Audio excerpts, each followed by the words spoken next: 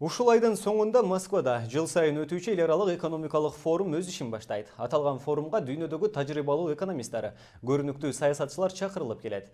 Бул жылы болсо форумга Кыргызстандан президенттикке аттангандардын бири Бакыт Төрөбаев чакырылган. Депутат Бакыт Төрөбаев аталган форумда атайын доклад менен чыгып, экономикалык каапчылыктан чыгуунун жолдорун сунуштайт. Эл аралык экономикалык форум туурасында кабарчыбыздын материалы.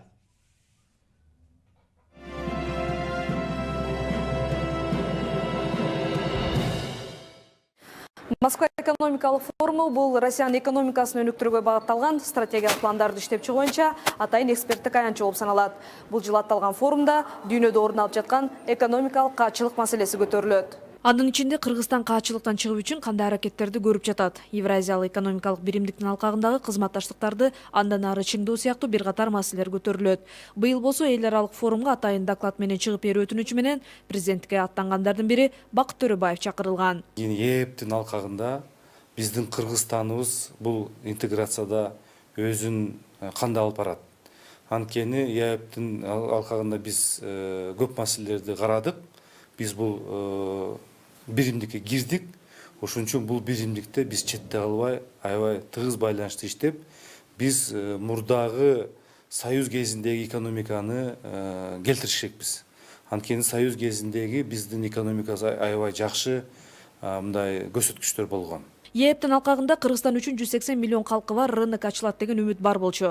Бирок өкмөттүн чабалдыгынан өз убагында тийиштүү лабораториялар курулбай, дыйкандар өндүргөн продукцияларын экспорттой албай кыйналышууда. Эл аралык экономикалык форумда Бакыт Төрөбаев Евразиялык экономикалык биримдик менен Шанхай кызматташтык уюмунун алкагында 2 миллиардтан ашык калкы бар рынокко чыгуу мүмкүнчүлүгүн ачуу маселеси караларын билдирди. Биз өзүбүз тез арада ошол Кыргызстанда өндүрүлгөн товарларга дүйнө боюнча кандай стандарт болсо ошого биз дал келтирсек, биз ушунда дүйнөдө болгон мамлекеттерге биз ушу базарына кире алабыз.